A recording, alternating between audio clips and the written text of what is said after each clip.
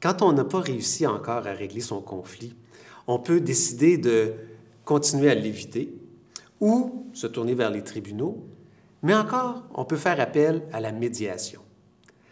La médiation, c'est un processus au cours duquel une personne qui est neutre et impartiale, le médiateur, aide les parties à communiquer entre elles.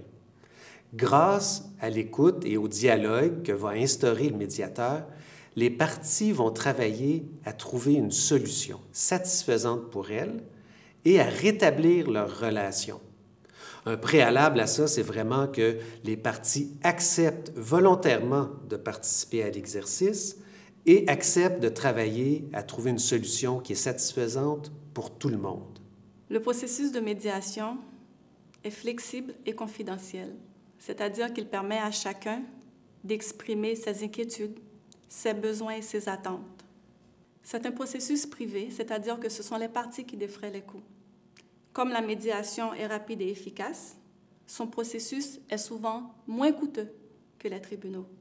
Pour initier une médiation, il faut d'abord choisir le médiateur. Il existe des répertoires de médiateurs et de médiatrices, comme par exemple sur le site de l'IMAC.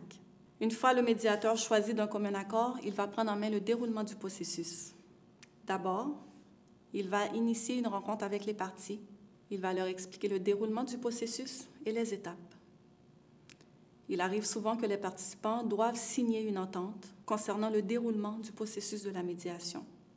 En médiation, il arrive que le médiateur rencontre les parties ensemble et parfois, il va rencontrer en caucus, c'est-à-dire individuellement. Lors des rencontres conjointes de médiation, le médiateur va s'assurer d'installer un climat de confiance ou un lieu protégé où toutes les parties vont se sentir libres de s'exprimer. Le médiateur va aider les parties à identifier le véritable enjeu. Parfois, cet enjeu-là est plus profond que celui qu'on voyait en surface.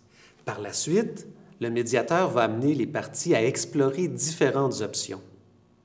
Et parmi celles-ci, il va les aider à identifier la solution qui leur convient davantage.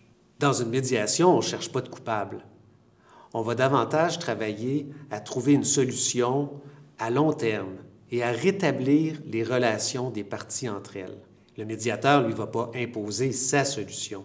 Il veut que ce soit les parties qui trouvent leur solution. Et, à la fin du processus, si c'est nécessaire, il va rédiger une entente écrite qui fera état de la solution qui a été trouvée par les parties. Au fond, la médiation, c'est ce qui nous aide à trouver une solution qui est sur mesure, une solution qui est satisfaisante pour tout le monde, pour maintenant et pour l'avenir.